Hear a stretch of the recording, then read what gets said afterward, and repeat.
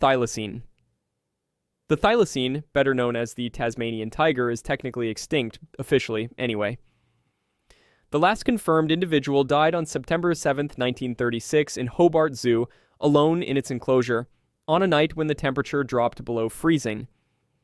And yet, since that date, there have been thousands of reported sightings from the Tasmanian wilderness, from trained wildlife researchers, hikers, and locals who know the bush well enough to know what they're looking at. The animal itself was extraordinary.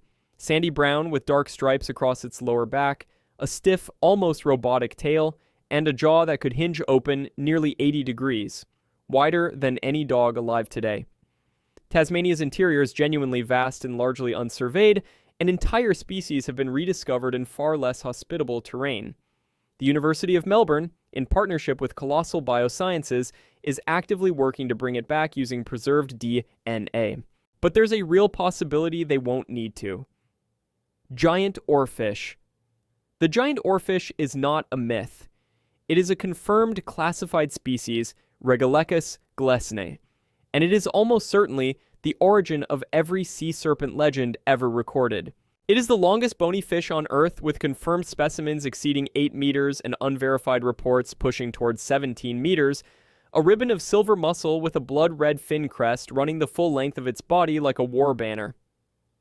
For most of human history, we only ever saw them dead, washed up on beaches or dragged up dying in fishing nets. The first footage of a living giant oarfish in its natural deepwater habitat wasn't captured until the early 2000s. It lives in the mesopelagic zone, between 200 and 1,000 meters down, a place we have explored less thoroughly than the surface of Mars.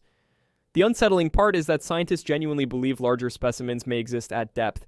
We simply haven't been down there long enough to know. Orurang Pendek. The Orurang Pendek has been described consistently for centuries across Sumatra. A small bipedal creature, roughly 3 to 4 feet tall, covered in short gray or brown hair, walking upright through the dense undergrowth of the Kerinci Sablat rainforest. What makes it different from most cryptids is the quality of the witnesses. This isn't just local folklore. Dutch colonial settlers reported it, trained conservationists reported it, and multiple field researchers have returned from the Kerinci with unidentified hair samples and unusual footprint casts collected during expeditions in the 1990s and 2000s.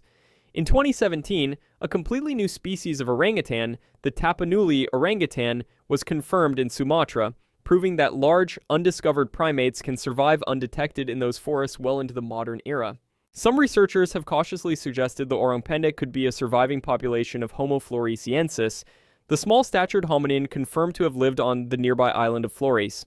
Kerinci Sablat is one of the least surveyed rainforests on the planet. Whatever is in there hasn't fully been counted yet. Jackaloupe. The jackalope, a jackrabbit with antlers, sounds like the kind of thing a bored taxidermist invented in a Wyoming backroom. And in its modern form, that's basically true. But the reason the legend exists at all is genuinely fascinating and rooted in real biology. The Shopee papillomavirus, also known as cottontail rabbit papillomavirus, causes hard keratin growth to erupt from infected rabbits' heads that look, with startling accuracy, like antlers or horns. Documented, photographed, real. The virus was identified by scientist Richard Shope in the 1930s, almost certainly the same period the Wyoming jackalope folklore was crystallizing. And it's widely considered the biological explanation for what early settlers were actually witnessing in the Great Plains and Rocky Mountain regions. This makes the jackalope one of the most scientifically satisfying cryptids on this list. Not a hoax, not a hallucination, but a real animal affected by a real virus, misidentified and mythologized by people who had no framework to explain what they were seeing. Kraken.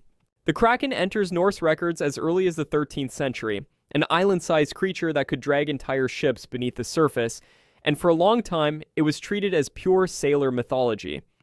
Then we started pulling up colossal squid. The giant squid, Architeuthis dux, is confirmed at up to 13 meters long. The colossal squid, Misonicotuthis hamiltoni, may reach even greater sizes and carries rotating hooks instead of suckers on its arms and eyes that measure roughly 27 centimeters across, the largest eyes of any living animal on Earth. First footage of a living giant squid in its natural deepwater habitat wasn't obtained until 2004, Before that, everything we knew came from carcasses and from the circular sucker scars found on sperm whales. Scars larger than any squid specimen ever caught suggests made them. The deep ocean is not fully explored. Whatever made those marks on the whales hasn't been formally introduced yet. Bunyip. The bunyip comes from Aboriginal Australian mythology, described by dozens of unconnected indigenous groups across the continent as a large, dark, bellowing creature that lurks in swamps, billabongs, and river systems. The consistency across groups that had no contact with one another is hard to dismiss. In 1847, a strange skull was discovered near Geelong and briefly displayed at the Australian Museum, triggering a wave of public bunyip sightings before it was identified as a likely deformed animal skull. Some researchers have proposed the accounts preserve a cultural memory of the Diprotodon, a rhinoceros-sized, wombat-like megafaunal creature that roamed Australia until roughly 40,000 years ago. This isn't as outlandish as it sounds. Aboriginal oral traditions have since been verified to contain accurate descriptions of megafauna and even ancient geological events, making them among the longest intact records of environmental observation anywhere on Earth. Something large and semi-aquatic lived in those wetlands. The stories remember it. Cadbrasaurus. Cadbrasaurus, nicknamed Caddy, has been reported off the Pacific coast of North America, particularly around Cadboro Bay in British Columbia, since at least the 1930s, and in indigenous Pacific Northwest oral traditions for considerably longer. Reports describe a creature between 5 and 15 meters long with a horse-like head, small front flippers, and a serpentine body, and the consistency across hundreds of independent accounts from fishermen, naval officers, and occasional scientists is genuinely unusual for a cryptid. The case that gets researchers most interested is from 1937. A carcass was allegedly recovered from inside the stomach of a sperm whale at Naden Harbor. Photographs were taken, and scientists at the time reportedly could not identify the specimen before it was lost. Pacific Northwest waters are deep, cold, and biologically under-cataloged. The leading hypotheses for what Caddy might be include a surviving elongated marine reptile, a misidentified giant oarfish, or something else entirely. Something that keeps surfacing in the same stretch of water and hasn't been caught yet. Mokelembembe. Mokelembembe, roughly translated from Lingala, as one who stops the flow of rivers, has been described by Pygmy and Bantu peoples of the Congo Basin for centuries. Enormous, long-necked, semi-aquatic, herbivorous, with a small head and a body large enough to overturn canoes.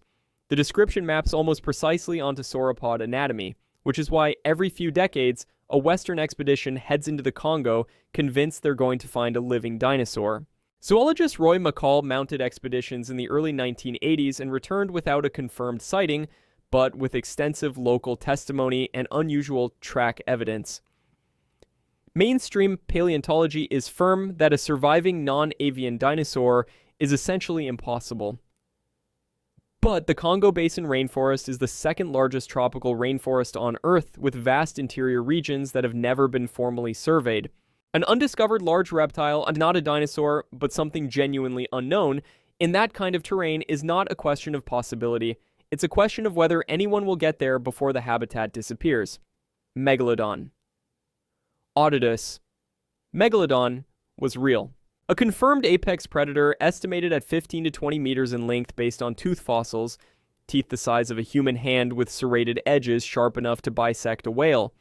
It went extinct approximately 3.6 million years ago, and mainstream science is in firm agreement that it has not survived to the present day. An animal that size hunting in coastal waters would leave evidence: whale carcasses with characteristic bite patterns, teeth in recent sediment layers, some kind of trace. None of that exists. And yet the idea refuses to die, partly because shark skeletons are cartilage rather than bone and preserve poorly, and partly because a contested analysis of teeth recovered during the HMS Challenger expedition in the 1870s suggested unusually recent manganese deposits, a claim that has been largely disputed but never fully silenced. The ocean is vast and mostly dark. Megalodon almost certainly isn't in it. But the teeth keep washing up on beaches, fresh-looking and enormous, and people keep asking the question anyway. Globster. A globster is what scientists call an unidentified organic mass that washes ashore, and they happen more often than most people realize. The street. Augustine monster appeared on a Florida beach in 1896, the creature known as Trunco washed up in South Africa in 1924, and the Bermuda blob surfaced in 1997, each generating serious scientific debate before eventual partial identification. Most turn out to be decomposed basking sharks or whales, their tissue rearranged by decay into something unrecognizable.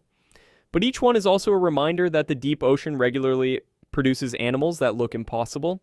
Siphonophores, colonial deep-sea organisms, have been documented stretching up to 45 meters in length. The Omura's whale wasn't scientifically confirmed until 2003. A new species of beaked whale was identified as recently as 2021. We have explored roughly 20% of the ocean floor. Every globster that rolls onto a beach is the deep water briefly showing its hand, something large, strange, and not yet fully named, losing its grip on the dark and washing into the light. If you want to see more, click the video on screen now.